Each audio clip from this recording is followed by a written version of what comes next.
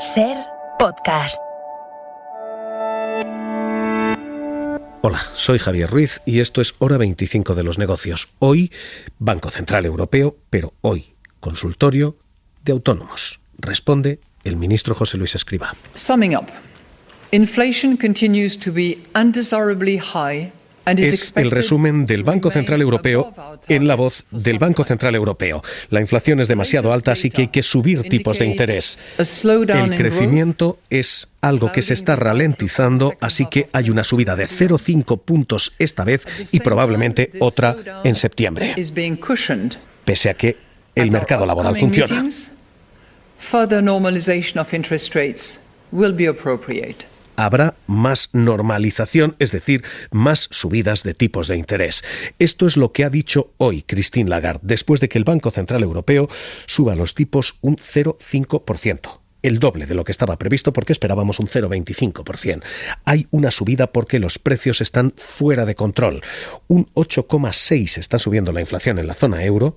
Países como España están en crecimientos del 10% y algunos países del norte de Europa en tasas de crecimiento de precios del 20%. Así que Christine Lagarde dice hoy suben los tipos un 0,5% hoy y probablemente otro 0,5% en septiembre, aunque matizaba The combined forward guidance that que las expectativas que había antes ya no son aplicables, así que en septiembre se verá. Will operate month by month and step by step. Se verá reunión a reunión y paso a paso, pero ahora mismo lo que tenemos es previsiblemente una subida de tipos del 1%. But we are definitely on a normalization pace. Esto es lo que tenemos y lo que viene. Y a partir de aquí, lo que significa. Porque básicamente esto significa para quienes tienen una hipoteca, una deuda, en castellano, para los hogares, empresas y también para el Estado, un encarecimiento de sus costes de estar endeudados. Las hipotecas ya están subiendo. El Euribor hoy marca el 1,052%, esperando una subida de solo el 0,25%. Así que lo esperable es que el Euribor siga subiendo. Quienes tienen una hipoteca hoy tienen más intereses que pagar y, por tanto, menos dinero disponible para todo lo demás. Las empresas tienen exactamente el mismo problema. Sus intereses, ligados al Euribor, van a subir también. Y los estados tienen deudas. España tiene 1,4 billones con B en deuda que tendrán que repagar también a precios más caros. Así que esto institucionalmente es un freno. Tanto que se ha planteado hoy una cuestión. ¿Es tal el freno que esto puede meter a la economía en recesión? De momento, Lagarde dice: Is that going to lead to a recession? We look at our projection. Este año y el que viene, ¿no? Most recent forecast published by the Commission last week.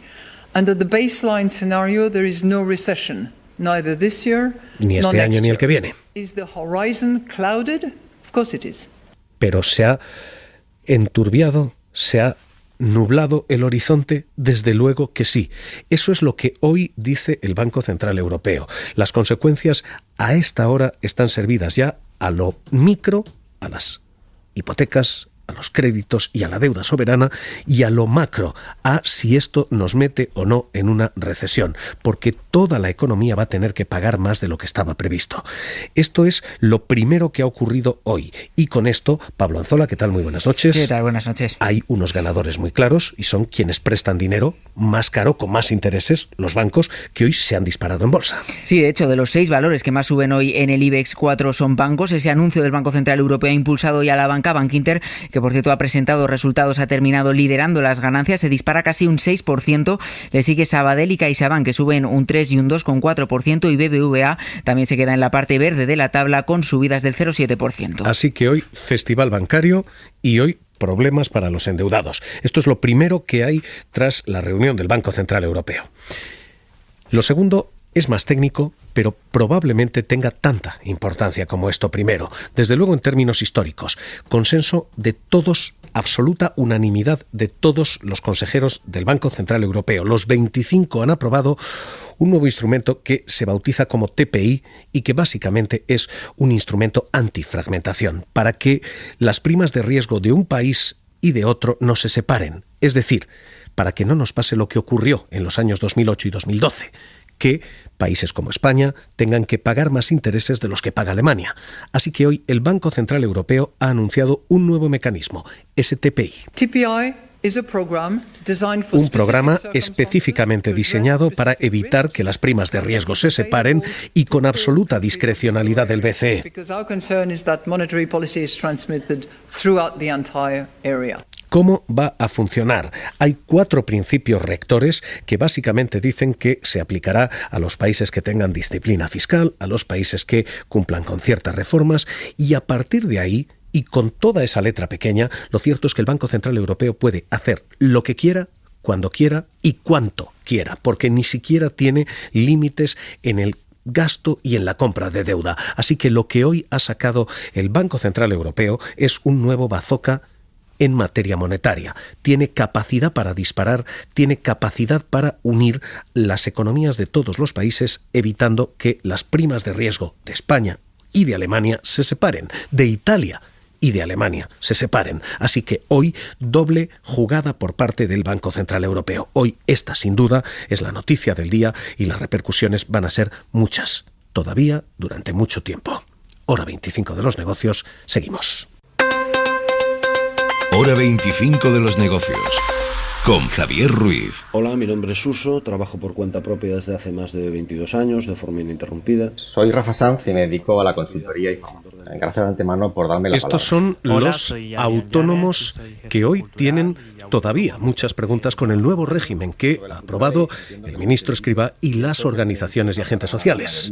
¿Bajos ingresos o estos son intermitentes? ¿En qué nos va a beneficiar el régimen de autónomos? Los autónomos van a tener que pagar en función de sus ingresos reales, no una cuota fija, sino quien gane más, paga más. Se haya aprobado una cuota de carácter Así que hoy hemos abierto consultorio para los autónomos después de ese pacto con el ministro Escrivá. Traíamos a un consultor aquí, pero ministro Escrivá, ¿qué tal? Muy buenas noches. Hola, buenas noches. Ministro de Seguridad Social, José Luis Escrivá, hoy contesta a quienes nos hacen preguntas. Déjeme que le haga yo la primera. El nuevo régimen establece que quien cobra menos de 670 euros va a pagar 200, dentro de 2-3 años 230 ahora, 220 ahora, 200 a final de este periodo de adaptación. Y quien cobra más de 6.000 llega a pagar hasta casi 600. Si uno hace el cálculo, quien cobra menos paga una cuota de casi el 30% y quien cobra más paga una cuota de casi el 8%. Esto es regresivo. ¿Van a tener que pagar más los autónomos que cobran menos? Bueno, la pregunta me suscita dos comentarios. Uno es que tenemos que evaluar lo que hemos hecho en relación a la situación actual. Y como saben, la situación actual existe una cuota mínima de casi 300 euros para que afecta a, de hecho, el 85% de los autónomos están ahí y el 50%, 1 de cada 2, tiene realmente rendimientos netos por debajo de eso y está topado. Luego, cuando uno evalúa lo que hemos cambiado respecto a lo que había, pues la métrica que yo utilizaría sería decir, va a haber un porcentaje de autónomos muy grande, 1 de cada 2, que va realmente a cotizar menos de lo que está cotizando ahora, o va a tener la posibilidad. Permítame la matización, porque es una opción que damos. Aquí todo es flexibilidad que no existía antes, y por lo tanto, desde ese punto de vista, el sistema genera unas posibilidades a los autónomos de bajos ingresos que no existía ahora, y los que tienen ingresos más altos pues van a tener que pagar más crecientemente. Y ya le digo, pues en el año 2025 esos autónomos, que son muchísimos, que están por debajo de 670 euros, van a tener la posibilidad de tener una cuota mínima que es un 30% por debajo de la actual, y los que están en la parte de arriba pues van a tener una cuota que es el 50% de una opción que han utilizado mucho, que es cotizar en base máxima. Segundo comentario. Hemos tomado una decisión con los agentes sociales y pactado para los próximos 3 años, pero esto tiene más recorrido y por lo tanto el perfil de progresividad que vayamos introduciendo tiene recorrido y de hecho pues la ley que espero llevar al Consejo de Ministros el martes establece que dentro de 3 años, otra vez en el diálogo social, hay que seguir progresando hacia un objetivo final, que es una cotización por rendimientos netos completa. Esta es la malicia periodística, ya sabe, pero vamos con lo básico de lo básico, porque hay muchas preguntas y muy prácticas.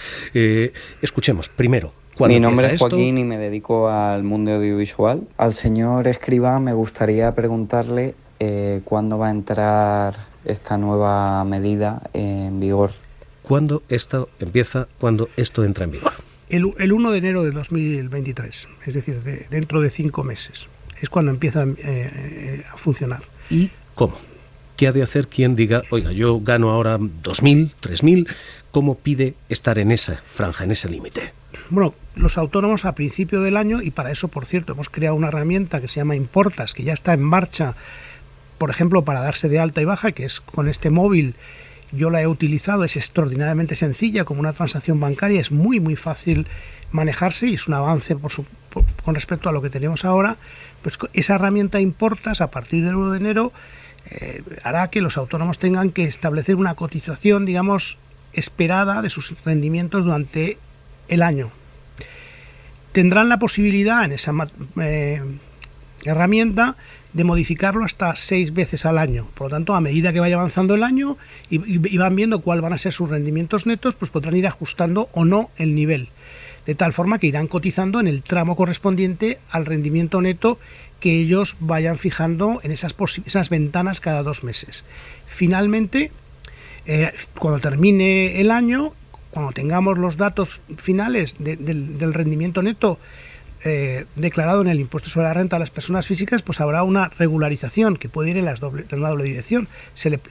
Lo normal es que si uno vaya haciendo los ajustes y con la amplitud de los tramos, pues no tenga realmente que ir a una regularización, como hacemos ahora con el impuesto sobre la renta, que realmente haya cotizado lo que realmente responde a sus rendimientos netos. Pero si por alguna razón si hubiera una desviación en un sentido o en otro, habrá una regularización en una dirección u otra sin ninguna penalización. Es decir, si yo he pagado de más, Hacienda me devuelve; si he pagado de menos, tengo que pagar yo a Hacienda, básicamente. Seguridad social. Bueno.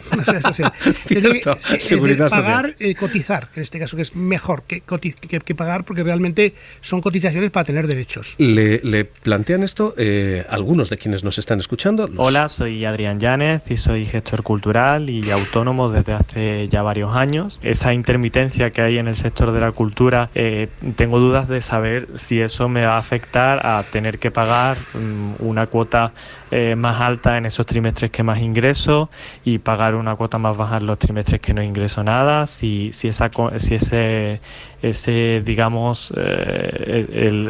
compensación de los gastos se va a hacer de manera anual, si se va a hacer de manera trimestral. Esas son las dudas que me surgen. A quien no tiene una actividad constante, sino efectivamente estas estacionalidades, ¿cómo le funciona esto? Pues cada 2 meses podrá ir ajustando. Es decir, de hecho, es un gran avance respecto al sistema actual.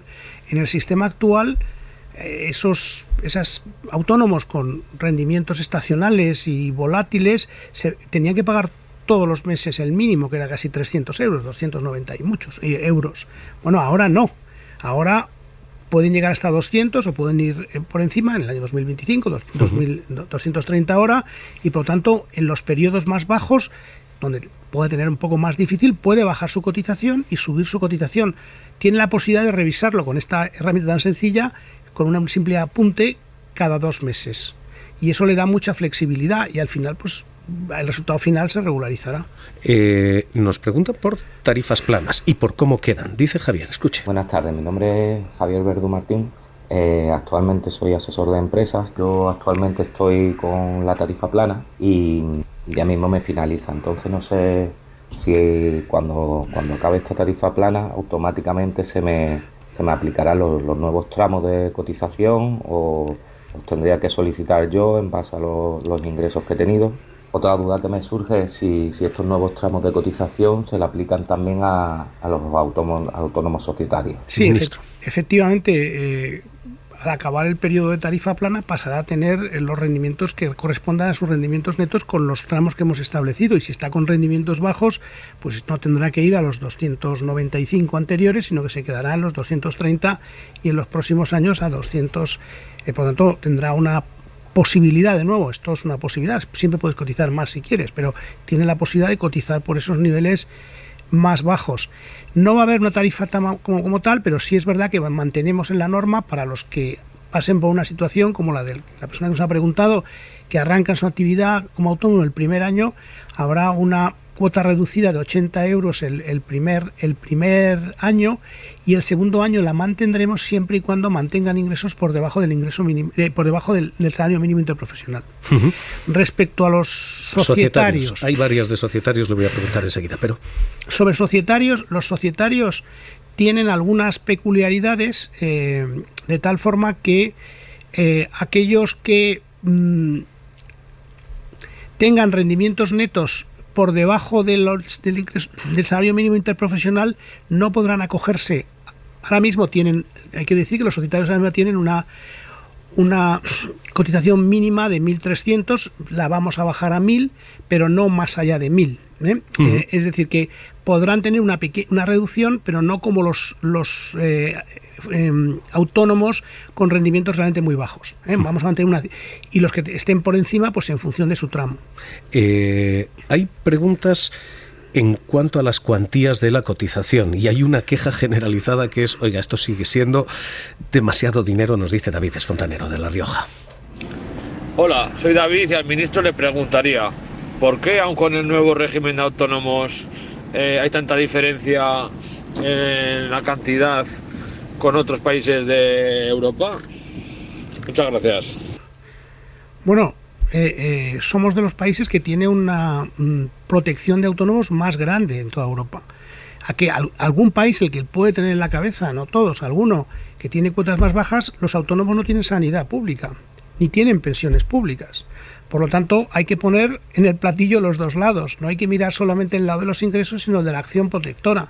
Entonces, no solamente partimos de una acción protectora para autónomas superior a los países de nuestro entorno, sino que la vamos a intensificar mucho, y esto es muy importante en la reforma, porque, mira, los autónomos tendrán en la cabeza lo que ha pasado durante la pandemia. Durante la pandemia, la acción protectora de la seguridad social a través de las prestaciones extraordinarias ha afectado prácticamente a uno de cada dos autónomos han tenido prestaciones en situaciones excepcionales. Bueno, pues con esta reforma, igual que hemos hecho con la reforma laboral para los asalariados, con los ERTES y en sus distintas modalidades, los autónomos, si hubiera situaciones excepcionales en un momento de fuerza y situaciones de fuerza mayor, incluso individual.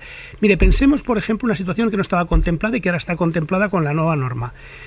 Un autónomo que tenga una tienda o lo que sea y le cierran la calle, el ayuntamiento por unas obras tiene que cerrar 15 días. Bueno, pues antes no tenía, ahora eso es fuerza mayor, es una situación sobrevenida, como ha sido durante la pandemia por otras razones, y tiene derecho a una prestación que antes no tenía.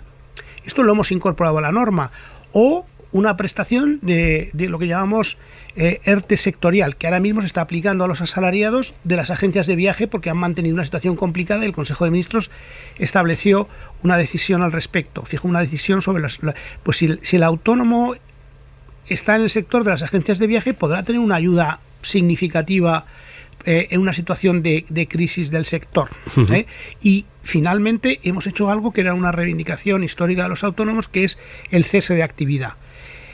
Los autónomos apenas han podido utilizar el cese de actividad porque lo que exigíamos en la norma anterior, es decir, esa indemnización o esa prestación cuando han tenido que cerrar el negocio, porque estrictamente había que bajar la persiana, cerrar, dejarse de baja como autónomo y entonces tenías que tener derecho. Ahora no.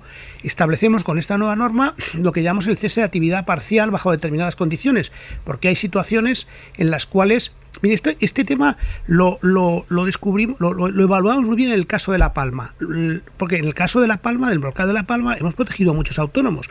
Bueno, pues nos encontramos autónomos que tuvieron que cerrar parcialmente. ¿Por qué? Pues porque estaban en plantaciones y solamente algunas plantaciones estaban afectadas, trabajaban en plantaciones de plátanos, pero algunas estaban afectadas por el volcán y otras no. Y no teníamos esa flexibilidad. Bueno, pues ahora, en general, los autónomos que tengan que cerrar parcialmente la actividad ante una situación específica, como en el caso de La Palma, no van a poder tener una ayuda, aunque no tengan que cerrar completamente. La filosofía de quien nos lo está leyendo en la calle es, bueno, igual hay que contribuir más para recibir más. Quienes cobran más de 1.700 van a tener que pagar más, van a tener que cotizar más para recibir más. Pero la pregunta es, oiga, ¿y qué más? ¿Qué más recibo yo? Decía usted estas tres cosas, decía la calle, escuché a Rafa diciendo. Soy Rafa Sanz y me dedico a la consultoría y formación. Y tengo dos preguntas para el señor ministro Escrivá. La primera es, ¿qué indicadores van a utilizar para medir su éxito? Y la segunda, ¿cuál es su visión a medio o largo plazo? A medio o largo plazo, ¿qué más?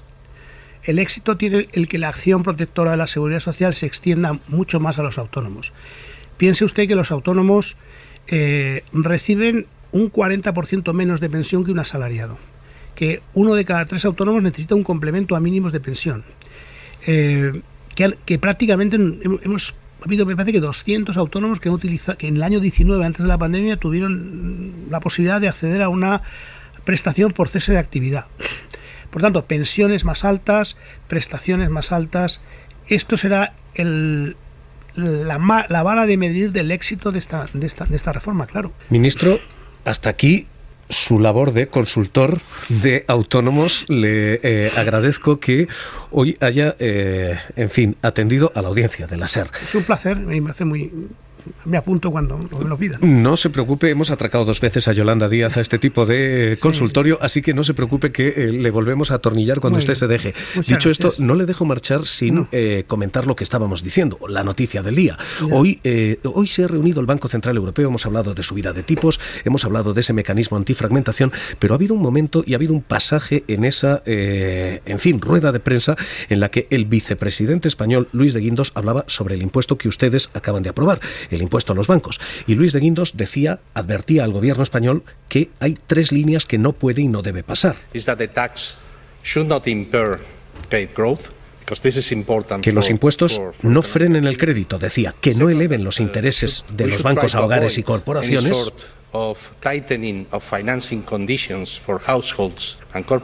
y que no dañen la solvencia bancaria.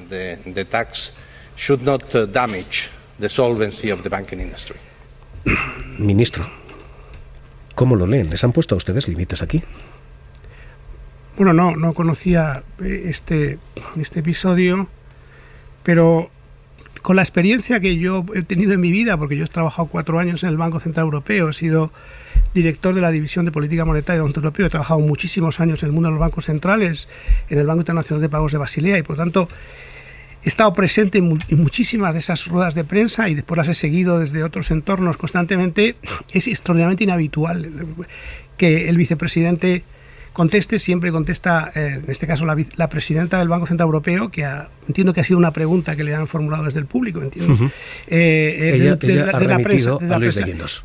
Y ella ha remitido a Luis de Guindos, ¿no? Eso es lo que quería decir. Pues mire, la primera cosa que me suscita es que probablemente, en este caso, la presidenta del Banco Central Europeo ha remitido al vicepresidente porque ella, siendo ministra de Economía de Francia, ha tenido y sigue teniendo Francia un impuesto a la banca cuya base imponible es la suma del margen de intermediación más la masa salarial, y sigue existiendo. Probablemente no le era fácil a contestar una pregunta de esta naturaleza teniendo el precedente francés que ha tenido, y viendo la contestación que he oído y los argumentos tan poco sofisticados, además, que me ha parecido oír, yo diría que lo que hemos oído más es la contestación de alguien que ha sido exministro de Economía del Partido Popular que de un vicepresidente del Banco Central Europeo.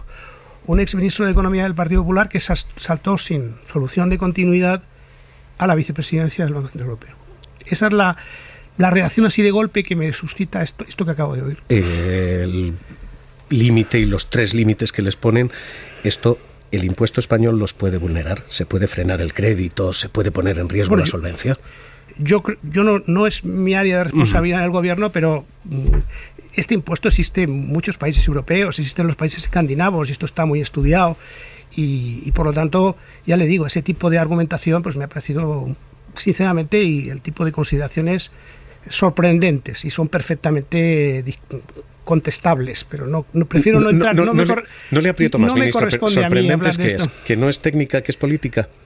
Sorprendente es ese tipo de argumentación, sí, porque claro, porque no estamos hablando de algo nuevo, es que este impuesto existe en un buen número de países europeos que pertenecen al euro, ya existe.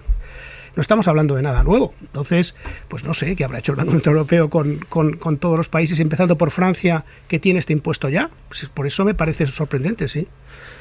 Ministro José Luis Escrivá, un placer tenerle aquí en Hora 25 de los Negocios. Muy buenas noches. Muchas gracias.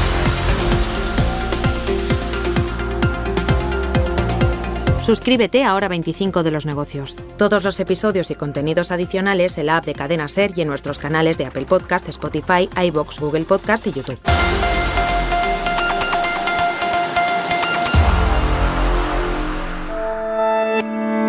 Cadena SER.